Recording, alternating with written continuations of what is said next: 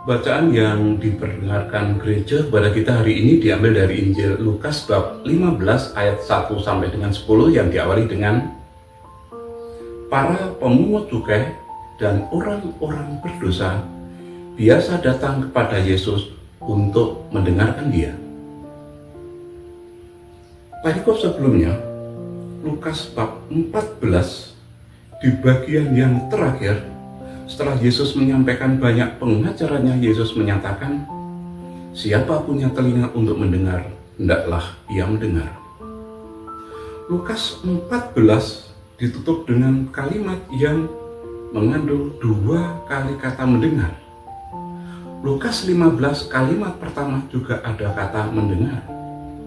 Apakah ini menandakan bahwa para pemungut cukai dan orang-orang berdosa merasa mempunyai telinga yang bisa untuk mendengar, maka dia biasa datang kepada Yesus untuk mendengarkan Dia? Pada kesempatan seperti itu, orang-orang Farisi, ahli Taurat juga datang kepada Yesus, tetapi apakah tujuannya untuk mendengarkan Yesus? Rupanya tidak. Kehadiran mereka untuk mencari-cari kesalahan Yesus. Maka ketika Yesus melihat berakrab-akrab dengan pemungut cukai dan orang-orang yang dianggap berdosa, orang-orang Farisi, ahli Taurat mulai bersungut-sungut, mulai mengeluarkan cemooh, karena dia merasa lebih layak Yesus dekat dengan mereka daripada Yesus dekat dengan orang-orang yang dianggap berdosa itu. Maka tepatlah yang dituliskan di Amsal 11 ayat 2. Jikalau keangkuhan itu tiba juga cemooh, tetapi hikmat ada pada orang yang rendah hati. Orang-orang Farisi, ahli Taurat, merasa hidupnya saleh, ada keangkuhan, ada kesombongan rohani. Maka ketika suasana hati yang muncul adalah angkuh, sombong, dari mulutnya yang keluar justru cemooh, hujat, caci maki, mulut yang bersungut-sungut. Ketika Yesus akrab makan bersama orang berdosa, orang-orang Farisi ahli Taurat tidak bisa melihat situasi seperti itu.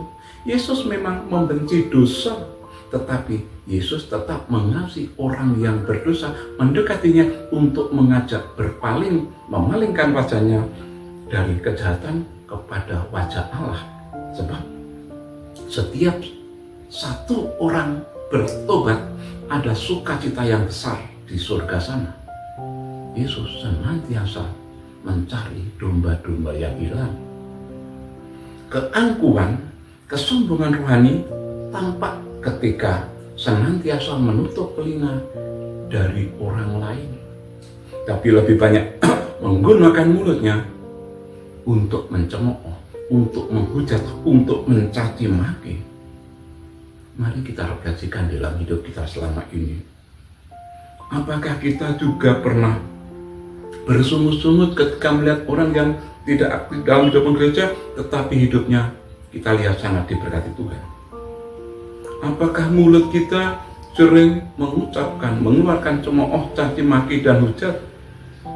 Kalau itu yang terjadi, jangan-jangan kita sedang dihinggapi kesombongan rohani, tidak ada kerendahan hati di dalam hidup kita, sehingga juga tidak ada hikmat di dalam hidup kita.